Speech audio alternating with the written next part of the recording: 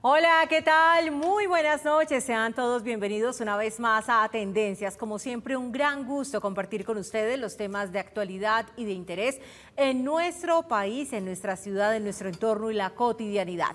Hoy queremos analizar en compañía de nuestro invitado, economista, analista, consultor, docente, sobre el modelo de país en el que nos estamos debatiendo. ¿Y qué está pasando para que un país como Colombia, que tiene una línea razonable de crecimiento económico, se le esté vendiendo una narrativa donde se dice todo es perverso, todo está mal, pero adicionalmente todo hay que regalárselo porque estamos llevados, mejor dicho, de lo peor? Vamos a ver si eso es cierto y si a través de esas fórmulas que se están proponiendo vamos a lograr resolver el problema de la pobreza en nuestro país. Saludo a mi compañero en el set, Juan Fernando Jaramillo. Muy buenas noches. Caterina, buenas noches a usted, a todos los televidentes y en especial a nuestro invitado el día de hoy, un economista importantísimo, columnista de periódicos y revistas y además docente universitario y consultor. Pues el doctor Luis Guillermo Vélez, que nos acompaña el día de hoy, un hombre que hoy nos acompaña para ponerle la lupa a la pobreza en Colombia. Y como bien lo dice usted, si los catastróficos pueden con las realidades. Doctor Luis Guillermo, bienvenido a Tendencias. Juan Fernando, buenas noches, Caterina, me gusta mucho estar con ustedes. Y a nosotros contar con su presencia, doctor Luis Guillermo. Sin duda venimos de una pandemia que ha generado una crisis a nivel global y América Latina y los países más pobres pues tienen desafíos igualmente grandes por resolver. Gran parte de esos problemas se han tratado de solucionar con base en subsidios que ha otorgado el gobierno para las familias más pobres, presuntamente, porque también sabemos que hay mucho colado en el medio, pero ¿es el subsidio la fórmula para salir de la pobreza en nuestros países o nos está llevando a perezarnos y a pensar que todo tiene que ser gratis? El subsidio no saca de la pobreza a nadie. Ahora, el subsidio, Caterina, Juan Fernando, es como las muletas. Uno se ayuda con las muletas, pero uno no se puede quedar toda la vida de muletas, porque sería un desastre. Entonces los subsidios deben ser focalizados, bien dirigidos a las personas que realmente lo necesitan. Temporales, porque es para salir de las dificultades, y condicionados. Ayúdate que yo te ayudaré. No existe un país en Europa que tenga subsidios o ayudas monetarias que no estén condicionados. Venga, se quedó sin trabajo, vamos a ayudarle mientras está sin trabajo, pero va a buscar trabajo. Ah, es que no encuentro trabajo en lo que sé. Ah, bueno, entonces se va a capacitar para salir de ahí. Esa es la característica fundamental de un sistema de subsidios adecuados. Un sistema de subsidios como el que de facto se ha ido imponiendo en Colombia, que no tiene límite ni condicionamiento alguno, es, como tú lo decías, Caterina, perverso, porque va destruyendo la autoestima, la moral, la dignidad de las personas que lo reciben. Entonces no saca el subsidio de la pobreza a nadie, lo acostumbra a la pobreza, lo acostumbra a vivir en pobreza. Nosotros tenemos en Colombia, doctor Luis Guillermo, pues es una pregunta, nosotros tenemos posibilidad en esto, claro, venimos de una pandemia, 2 años y pico, pero Colombia es capaz de crear unos sustentos con inversión, sin ampliar el espectro de subsidios, pero con buenas inversiones. Podemos superar un poco el tema de pobreza, que Colombia está cercano a los 43, 46. Pero vamos a hablar un poco de eso, ¿cierto? La pobreza, si no existiera, habría que inventarla para darle trabajo a los apóstoles que luchan por terminarla. Los políticos, los activistas sociales, las ONGs. Habría que inventar la pobreza. Es muy bueno exagerar las cifras de pobreza. Es muy bueno exagerar las cifras de pobreza y hablar. Si no, el discurso político perdería mucho de su eficacia. y su sentido. Empecemos un poco por las cifras. Ahora se maneja esa cifra que usted habla, que el 42%. La pobreza tiene distintas formas de medirse. Sin duda. Una forma de medir es a la que usted se refiere, que se llama con la línea nacional de pobreza. Hay una canasta de bienes y servicios que se considera la adecuada para una sociedad. Se valora esa canasta y a la gente va y se les pregunta en las encuestas y cosas sobre los ingresos, y el ingreso de las personas se compara con el valor de la canasta, y si está por debajo es pobre y si está por encima es no pobre. Hoy esa canasta está más o menos en 4 millones de pesos. Es la canasta que sirve para estimar las variaciones del IPC. Se llama la Línea Nacional de la Pobreza. Entonces, la Línea Nacional de la Pobreza puede variar mucho. Si yo cambio la canasta, subo o bajo, entonces tengo más o menos pobres. Lo que pasó, y yo le reproché eso al director del DANE, y lo vuelvo a hacer aquí públicamente. En medio de la pandemia, uno no podía sacar ese dato. Es que, ¿qué pasó? Primero hubo un cambio en la canasta. Hubo un cambio en la canasta, y entonces cambiada la canasta, que metieron otros bienes y servicios, valía más. Entonces cambia la canasta y nos saca el dato de pobreza en medio de la pobreza, de la pandemia, cuando tanta gente estaba sin trabajo, tanto en el sector formal como en el informal. Eso fue completamente inadecuado. Entonces eso es muy variable. Pero eso es además, técnicamente mal hecho. Yo diría que fue improcedente. Porque si yo digo, el DANE, claro, debe ser independiente del gobierno, sin duda, pero también independiente de la oposición. Y tiene que tener una responsabilidad social porque influye en el estado anímico de un país. Es que le entregó al país el argumento de que seguramente estábamos peor de lo que realmente estábamos. Y se convirtió en un vox populi. Claro, y eso me lleva al otro punto. Me lleva a la otra forma de medir la pobreza. Hay otra forma de medir la pobreza, que es la pobreza multidimensional. Ese es muy importante concepto, Juan Fernando, porque es allí donde se refleja la política pública. ¿Cómo la mido? Ya voy a los hogares. De coquito, le pido el favor. Para nuestros televidentes. De coquito. Para los que no somos economistas. Bueno, de coquito. Se va a la casa de las familias y se miran las características de la vivienda. Sí. Que si tiene baldosa, que si tiene no sé qué, que si tiene no sé cuántas. Así como le hicieron a una señora. Algo así. Se miran las características físicas de la vivienda, si tiene servicios públicos, si tiene todas estas cosas, si las personas van a la escuela, si están alfabetizadas. Entonces consideran una serie de índices que son muy importantes porque son los que reflejan la política pública. Porque entonces es la dotación en servicios públicos domiciliarios, la calidad de la vivienda, el acceso a salud. Hoy el 98% de la población colombiana tiene acceso a salud. Eso no se puede olvidar. 99 ya. Entonces, con ese indicador, ya la pobreza, ese no es un indicador tan variable, Juan Fernando, porque cuando hay una crisis económica, mucha gente se va al desempleo y cae en la pobreza monetaria. Pero en la pobreza que refleja la política pública correcta, que es la multidimensional, es otra cosa. Entonces, la pobreza multidimensional, voy a hablar de los datos de 2019, que es muy importante, porque los datos del 20 están completamente perturbados por la pandemia. Por la pandemia, sí, también. cómo no. En 2019, la monetaria nacional era 17.700.000. La multidimensional era 8.750.000. Muy importante. ¿Me repite el número? ¿9 millones? 8.750.000, la multidimensional. Y ha venido bajando esa pobreza multidimensional. O sea, a ver para los televidentes, a ver para qué. Hay dos formas de medir la pobreza. Uno, en el tema de una canasta. De ingresos. De ingresos. Ingresos, claro. Que estamos en 4 millones y pico.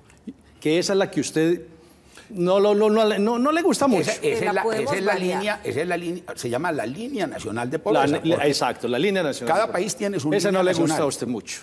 Porque no es tan práctica y no muestra el espectro verdadero. según su apreciación. Es muy variable, variar. es Variable, muy ok. variable y es manipulable. Ok. Sí, señor. Y la otra es de acuerdo a lo que usted verdaderamente tenga. Claro. Va a la casa, revisa si tiene televisor, si no tiene televisor, si tiene una cama, si tiene dos, etcétera, etcétera. Si tiene piso, si no tiene de piso, arena, otro cuántos tiene baños, baldosa. etcétera, etcétera. Exactamente, esa es la pobreza multidimensional y esa es la que refleja la verdadera situación de las personas. Porque es que hay que recordar una cosa, mi estimado Juan Fernando, mi querida Caterina. Cuando yo miro la pobreza monetaria, bueno, no tienen, pero es que los servicios públicos de la gente pobre aquí son subsidiados. La gente más pobre está sisbenizada y no paga salud. La gente más pobre está subsidiada en educación y no paga educación. Entonces hay un montón de bienes y servicios de los que mejoran su calidad de vida que no requieren un pago monetario.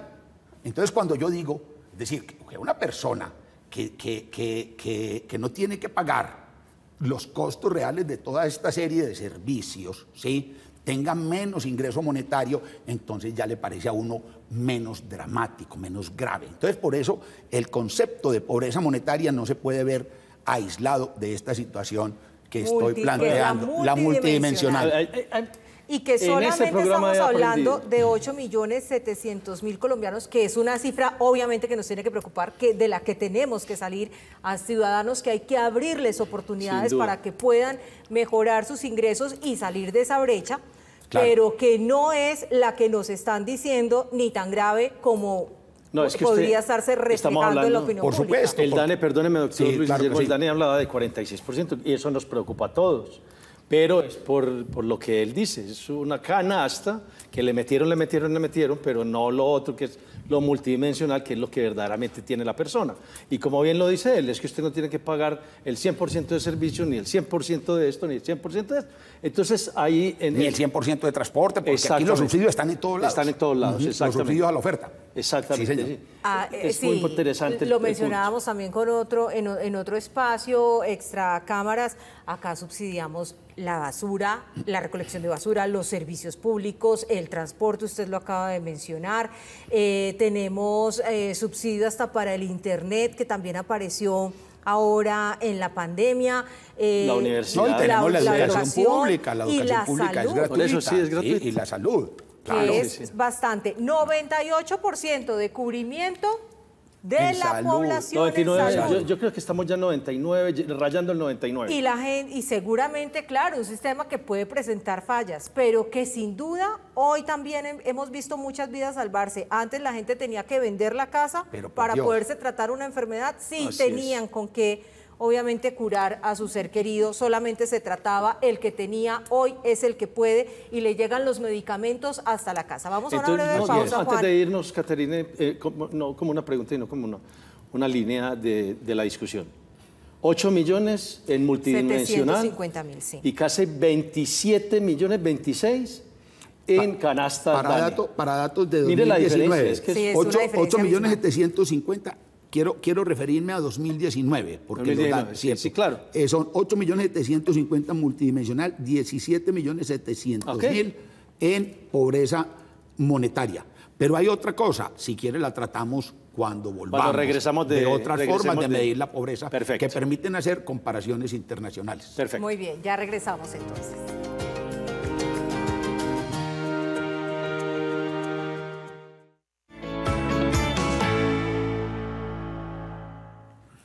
Gracias por continuar con nosotros en Tendencias. Esta noche hablando de cómo superar los problemas de pobreza que tiene, por supuesto, un país como el nuestro, pero que también se le ha entregado una idea falsa de que será a través de los subsidios y la gratuidad que vamos a lograr mejorar las condiciones de vida de los ciudadanos. Hoy en compañía de nuestro economista, docente, analista y columnista, el doctor Luis Guillermo Vélez, estamos analizando cuáles serían también esos otros mecanismos que existen para medir la línea de pobreza, que fue, Juan, donde quedamos antes de irnos a la pausa, doctor Luis Guillermo.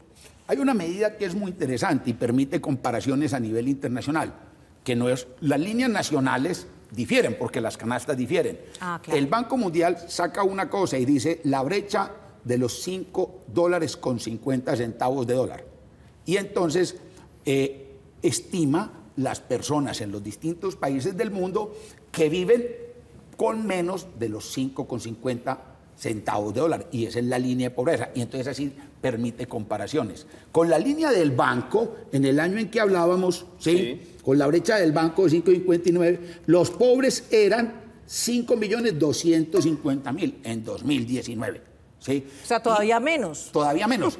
Y hoy, esos 5,50 por persona para una familia de 4,3, que es el tamaño promedio de las familias en Colombia, da casi $30 día. Y eso da 3 por 4, 12, ¿cierto? Eso da más de cerca de 2.600.000 pesos al mes.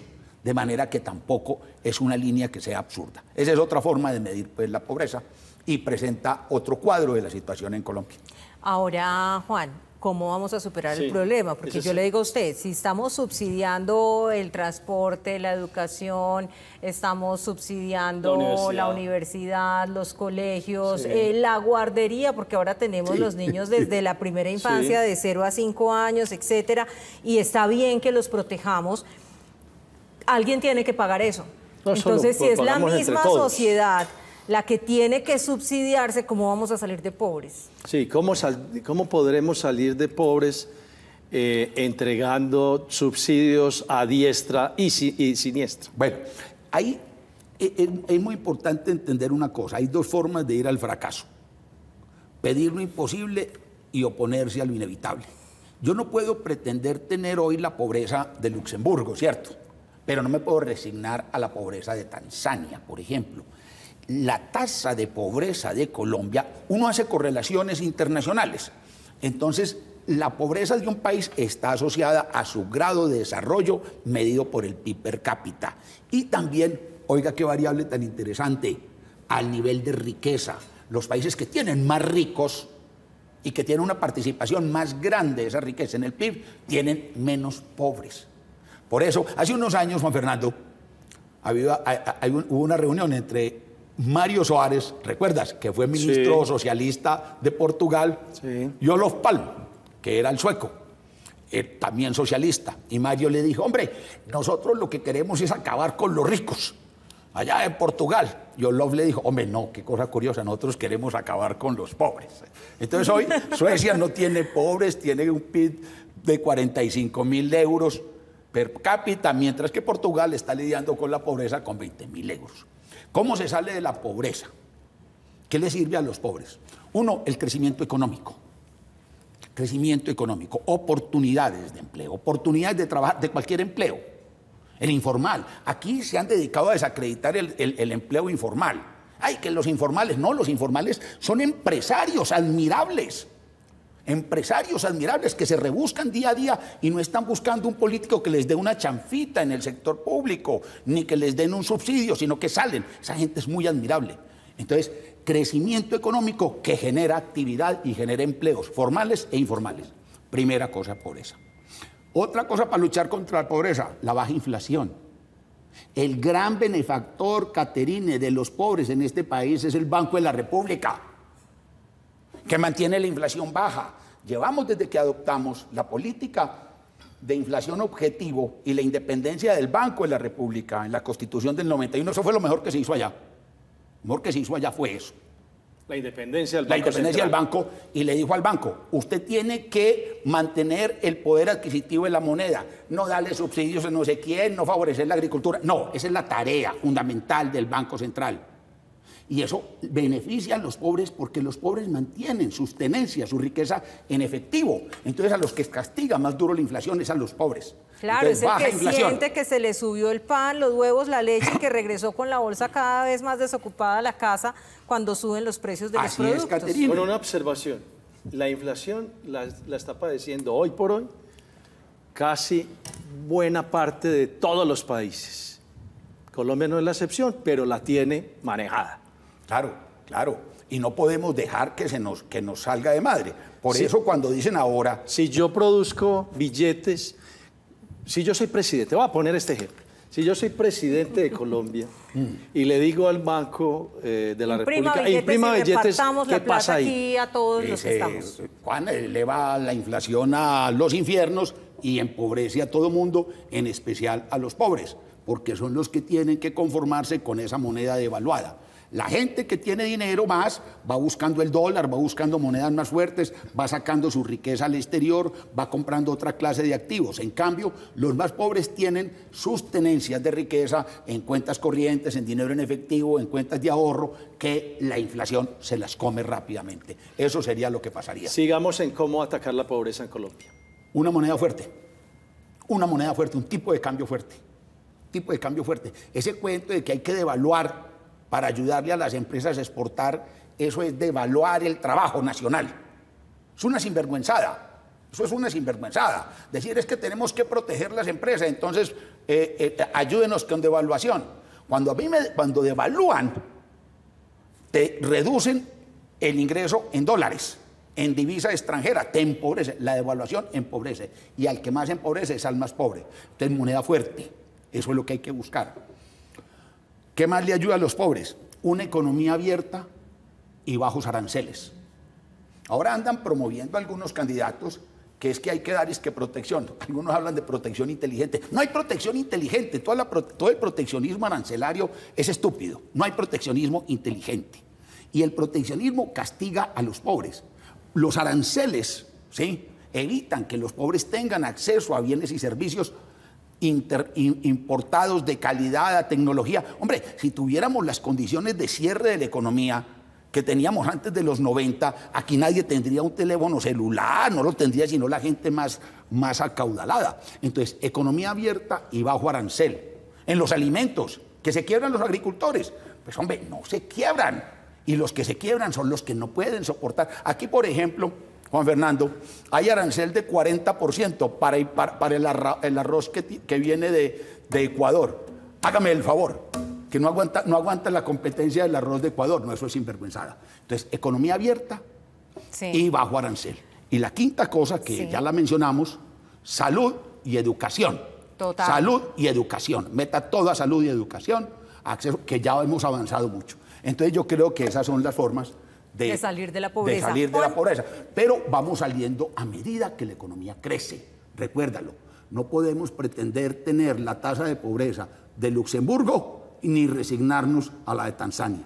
Muy bien, el tiempo se nos agota, se nos acabó, pero me parece que es muy importante lo que acaba de decir. Salud y educación, abrir oportunidades, generar la economía, mantener baja la inflación, una moneda fuerte y una economía abierta. Mire, en Argentina, ¿sabe qué les pasa?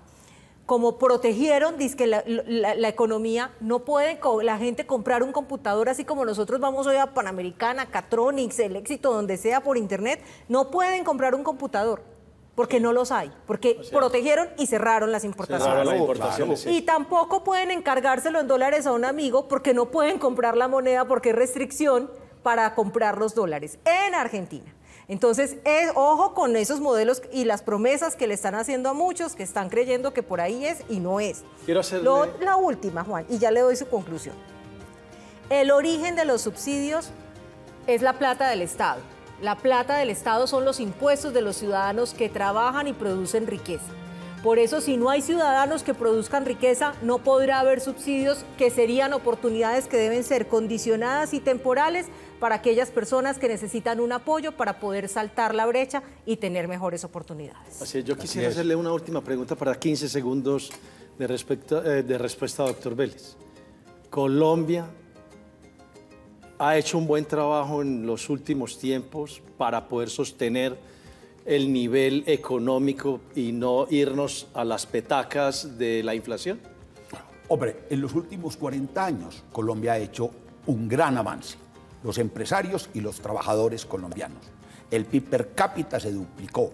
Cobertura total en educación, cobertura total en salud y avances grandísimos. Eso es muy importante y eso lo ha logrado este país. Entonces, en medio de las dificultades tan grandes. En esta polarización política, uno entiende las dificultades, pero porque algunos cuentan cuentos de que estamos en una catástrofe, que Colombia no... Por eso necesita unos cambios. ¿Y qué es la cosa? Le voy a contar una historia. En un renglón. En un renglón. Se llama la paradoja del desarrollo. La paradoja del desarrollo tiene una característica. Los países que están en movimiento muestran que puede haber movilidad social, pero la movilidad social es desigual. Entonces, los que avanzan más lentamente perciben que los otros avanzan más rápido y genera situaciones de envidia y de resentimiento, a pesar de que la economía está creciendo. En una economía estancada, eso no se da. La paradoja del desarrollo la llama Arthur Lewis. Sí, la había Por eso no se discute el tema de igualdad, sino de oportunidades. Feliz noche para todos. Gracias, nos vemos en un próximo Tendencias. Chao, chao.